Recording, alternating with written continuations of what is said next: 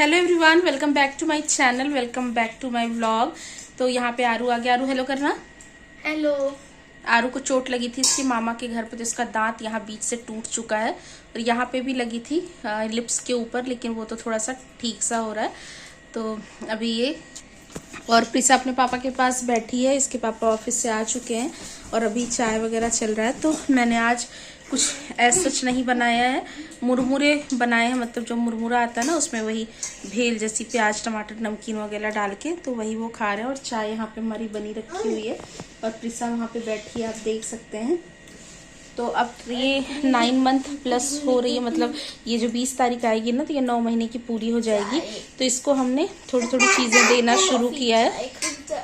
मतलब हम जो भी खाते पीते हैं ना, जो थोड़ा बहुत ज़्यादा सॉलिड नहीं होता, जो गले में ये चोक वोक होने का डर नहीं होता, वो चीज़ हम थोड़ा थोड़ा इसको इंट्रोड्यूस करा रहे हैं, ताकि इसके टेस्ट बड जो है वो थोड़े से डेवलप हो जाए। खा भी लेती है ये, मुझे नहीं लगता कि बहुत ज़्यादा पिकी ईटर है। मतलब ऐसे इसको पर्सनल इसका फूड लेकर के बैठो तो नहीं खाना चाहती है, लेकिन थाली में जैसे मैं आरू या इसके पापा हम कुछ भी खा रहे हैं तो उसके लिए ये थोड़ा सा करती है कि इसको भी दे दो। तो अभी तो बहुत सारी चीज़ें मैं इसको देती हूँ। कभी कभी गाजर वगैरह की प्योरे बना के भी देती हूँ। बाकी इसका जो सेरेलेक है वो खाती है। और सीजनल फ्रूट्स बच्चों को देना बहुत अच्छा होता है, जैसे बनाना हो गया, मैंगो हो गए, छोटी छोटी क्वांटिटी में आप दे सकते हैं। दही भी इसको मैं कभी कभी देती हूँ, इसकी खिचड़ी में मिक्स करके खिलाती हूँ। सब कहते हैं जैसे 9 महीने तक शुगर सॉल्ट नहीं देना चाहिए, लेकिन मैं तो इसके खाने में, मतलब जब 7 महीने के बाद से ये खाने लगी थी, तो हल्का हल्का इसके लिए जो दलिया वगैरह बनाती हूँ, खिचड़ी, उसमें थोड़ा बहुत ऐड करती हूँ और ये खा लेती है।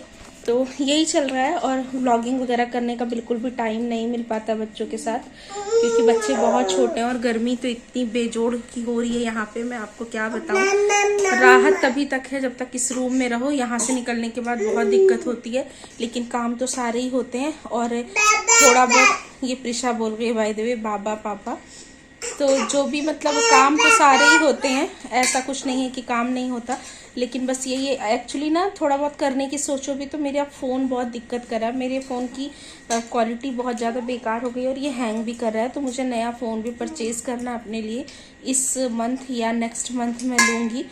थोड़ा सा अच्छा सा ही फ़ोन लेना है, इसलिए मैं थोड़ा लेट कर रही हूँ कि रुक के थोड़ा अच्छा सा ले लूँगी, जो मेरे ब्लॉगिंग पर्पज़ का भी हो जाएगा इस वजह से। तो जैसे जो भी लूँगी आप लोग को अपडेट दूंगी। देखिए ये वीडियो मैं शायद आज इसको पोस्ट कर दूंगी, मैं सोच रही हूँ कि आज के आज ही इसको पोस्ट करूँगी। वैसे तो कुछ स्पेशल करने नहीं जा रही हूँ, लेकिन बस ऐसा छोटा सा रूटीन जो भी मेरा मतलब ज़्यादातर शाम का होता है, वो मैं आपके साथ शेयर करूँगी। और खाने में मैं सोच रही हूँ कि मैं क्या बनाऊँ। तो मेरे पास दही रखी हुई है। एक्चुअली वो दही मुझे जमाए हुए 5-6 दिन हो गए और वो मैं भूल गई थी। मतलब दही ना मैं रोज़ जमाती हूँ, तो उसको मैंने जमा करके फ्रिज में पीछे कहीं रख दी थी और फिर नई दही मैंने जमा ली, तो वो ना भूल गया। तो आज मैं अपनी फ्रिज को डीप क्लीन कर रही थी अंदर से, क्योंकि आज सब्जियां आनी है, आज फ्राइडे का दिन है। तो मुझे वो दही की कटोरी दिखी, ज़्यादा तो नहीं है, मतलब एक टाइम हमारे खाने भर की हो जाएगी, एक कटोरी बड़ी कटोरी से है।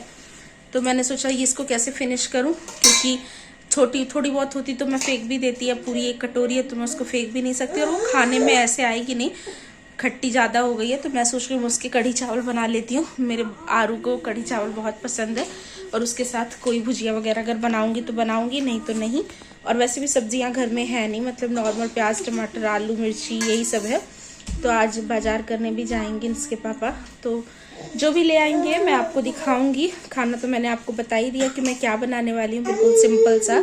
और बाकी मेरी प्रिशा, क्या ये इतना शोर मचा रही है मेरे पास आने के लिए? आना है प्रिशा? हेलो।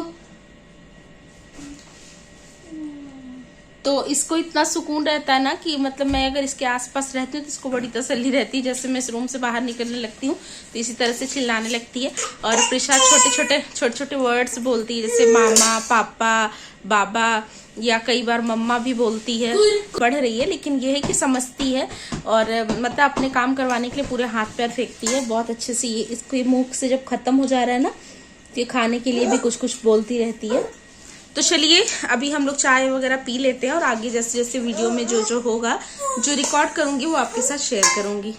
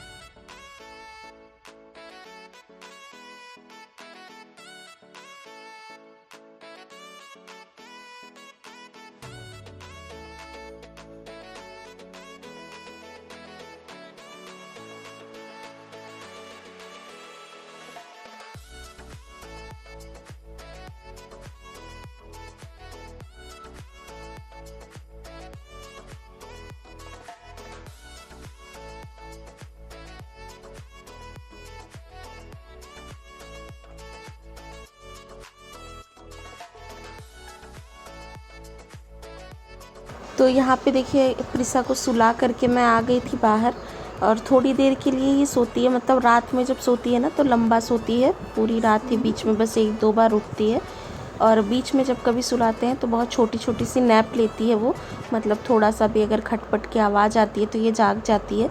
और यहाँ पे आरूगी के पापा और आरू ये दोनों ही गए थे बाज़ार सब्जी लाने के लिए, तो मैंने सोचा कितनी देर वेट करूँगी, वैसे भी टाइम हो ही रहा था खाने का, तो मैंने कहा सो गई है तो थोड़े बहुत काम जो भी कर पाती हूँ वो मैं कर लेती हूँ।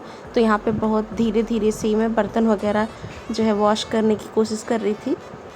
तो ये चाय वाय के बर्तन ही इकट्ठा हुए हैं, आरू ने शाम में जो दूध पिया था वो, और आरू के पापा के लंच बॉक्स के, और यही सारे बर्तन हैं, कम ही है, ज़्यादा नहीं है। तो किचन में मैं जब भी आती हूँ काम करने, मतलब मेजर काम करने जैसे कुकिंग वगैरह, तो मैं ज़्यादातर कोशिश करती हूँ कि जितने भी जूठे बर्तन हैं या किचन स्लैब गंदी है तो पहले उसको क्लीन कर लूँ, उसके बाद काम शुरू करूँ, तो उससे ना मन लगता है। अगर आपके पास आसपास जो है बर्तन गंदे पड़े हैं या किचन गंदी है तो उसमें काम करने के फिर मन नहीं लगता, अजीब सी बेचैनी सी होती है।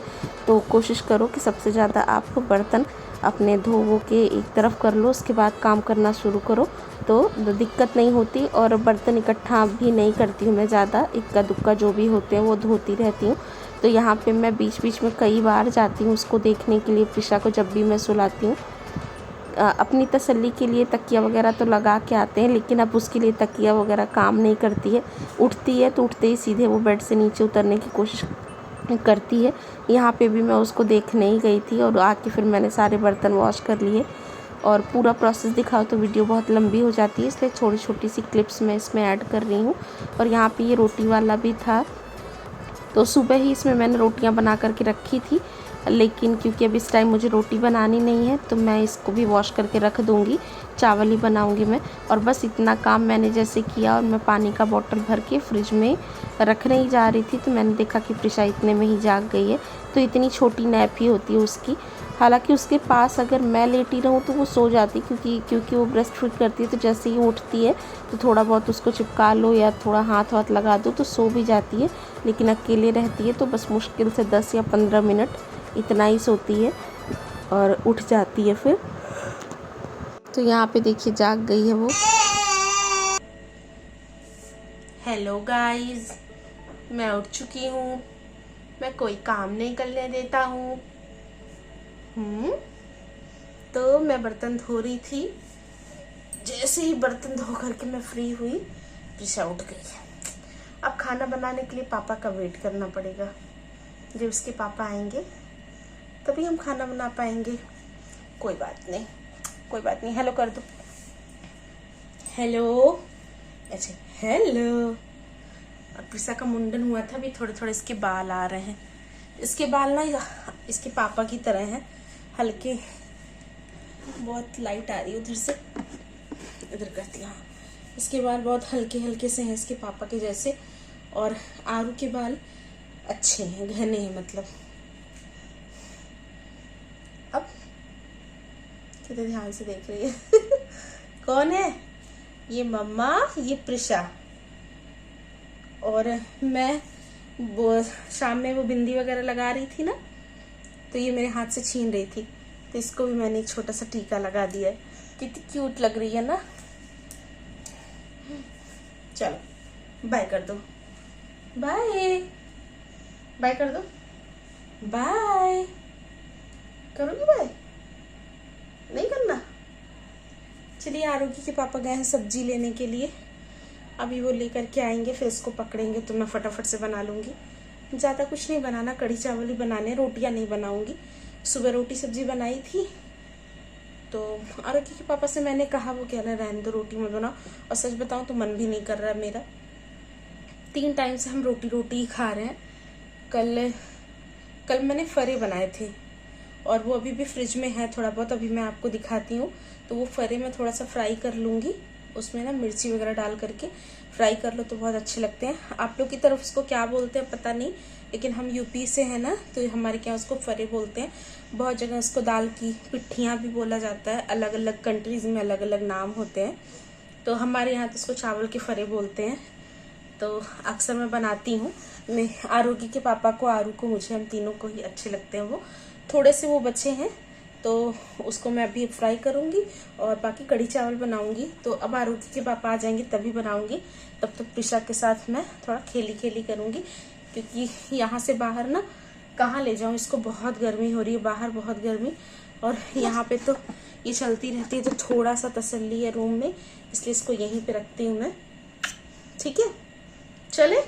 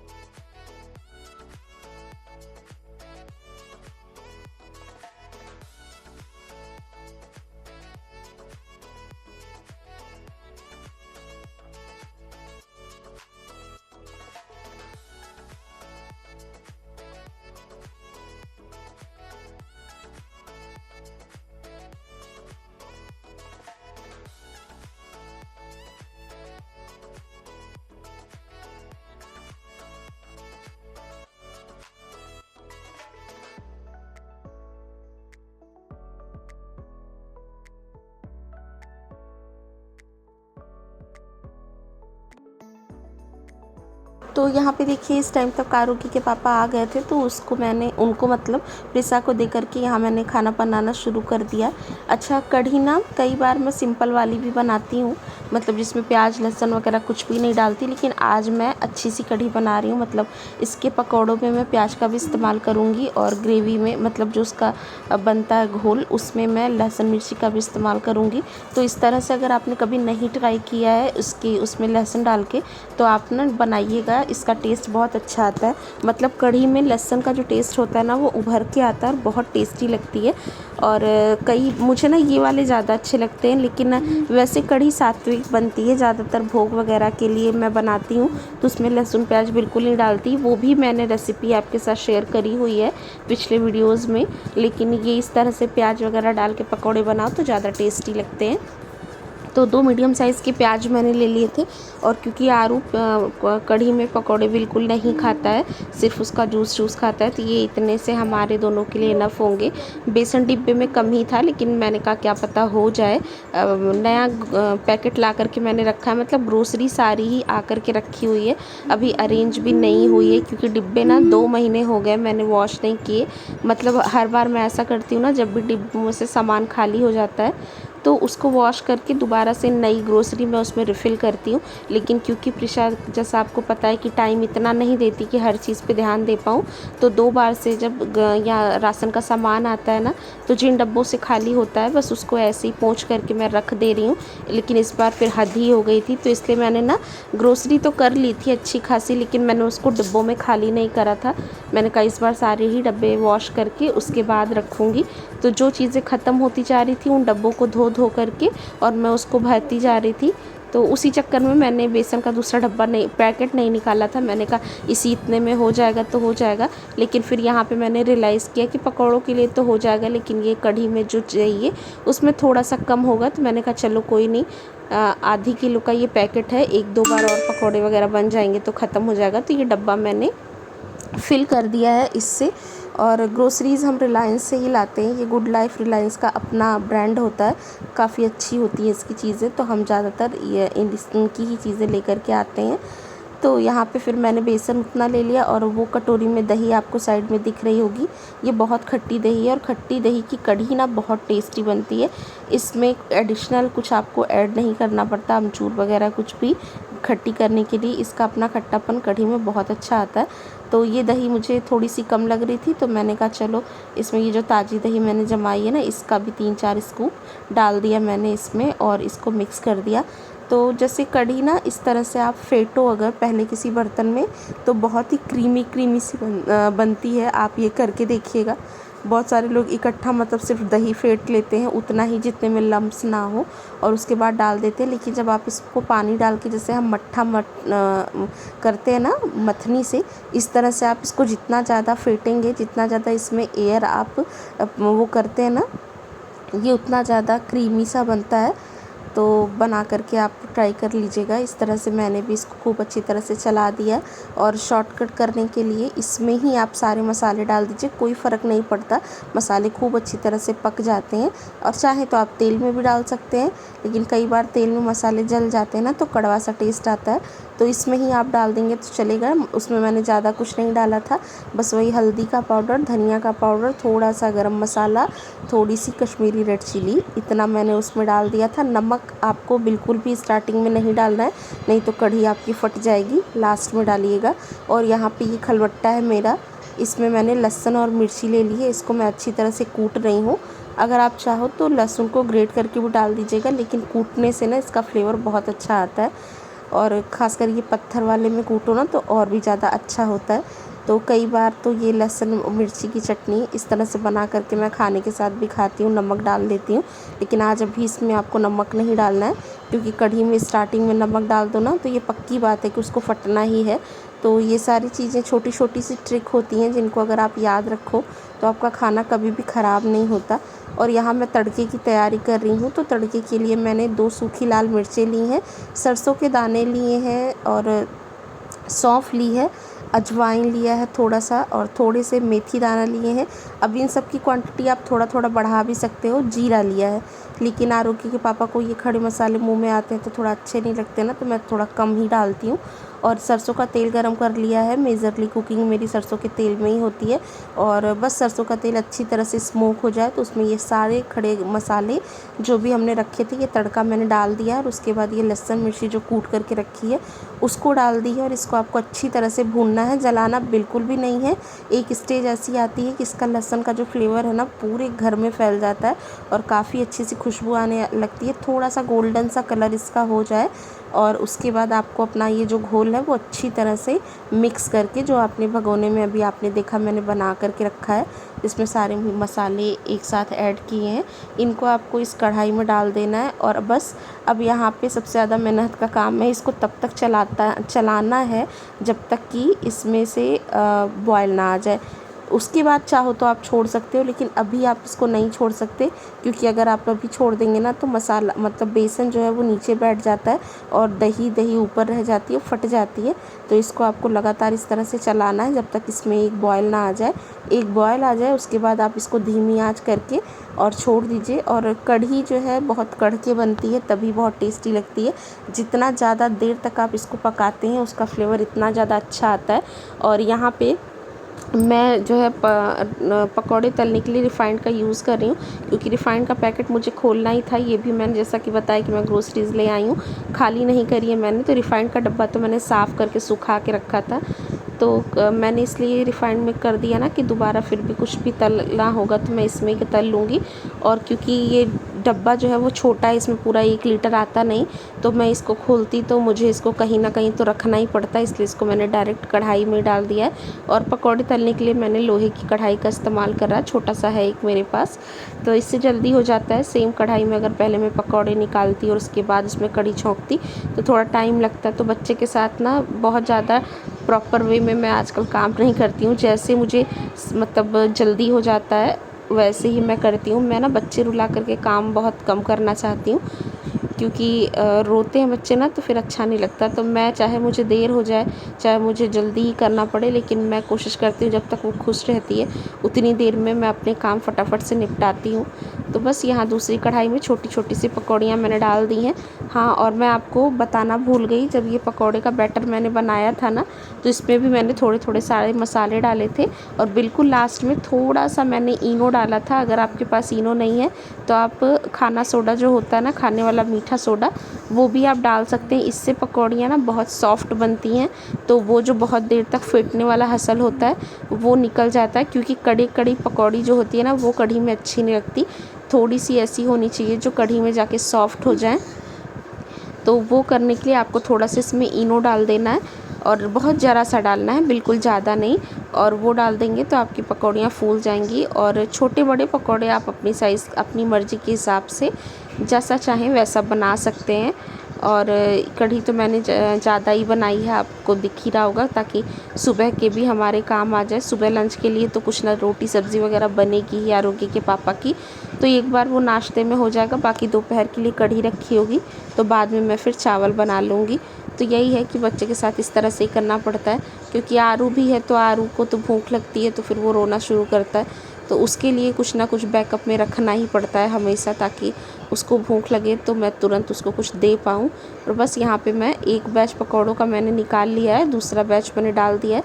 2 बैच में ये सारे ही पकौड़े तल गए थे।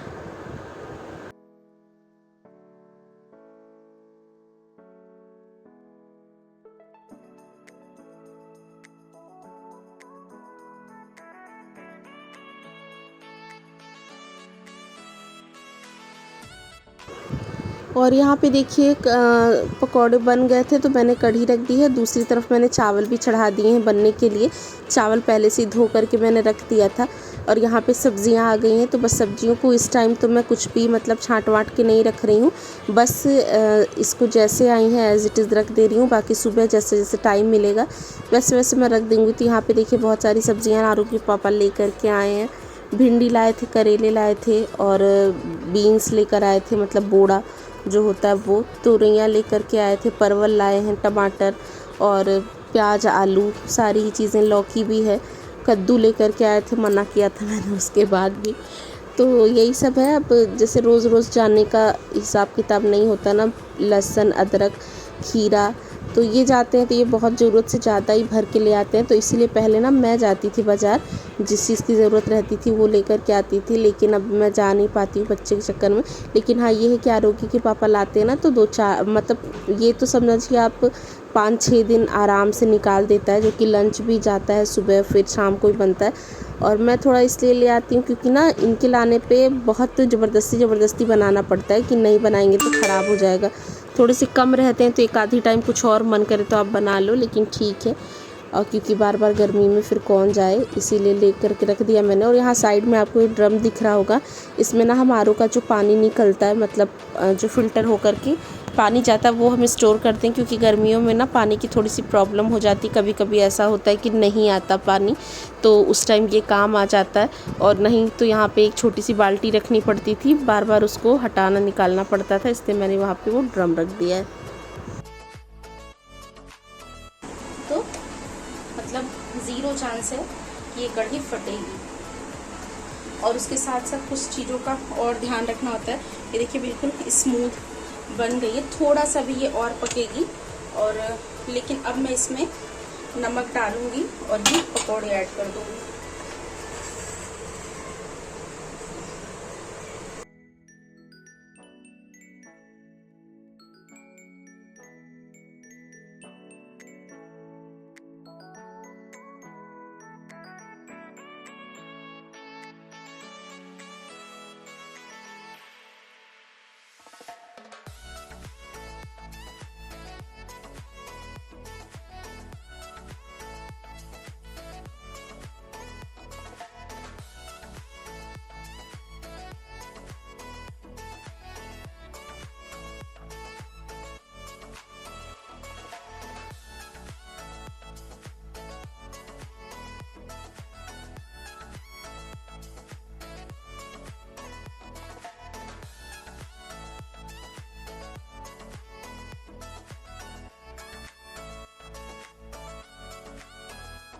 मेरा खाना पीना हो गया है। आरू जो है अभी अभी छत पे गया है, पहले वही गया था साइकिल चलाने के लिए, तो उसके पापा उसको लेने के लिए गए हैं। बस ये हो जाएगा और चावल में सीटी आ जाएगी, फिर थोड़ा देर रिलैक्स करके हम भी खाना खाएंगे। और आप हालत देख सकते हैं, जो कि फ़ैन यहाँ किचन का फ़ैन चल गया है, स्टिल जो है इतनी गर्मी हो रही है, इतना पसीना हो रहा है।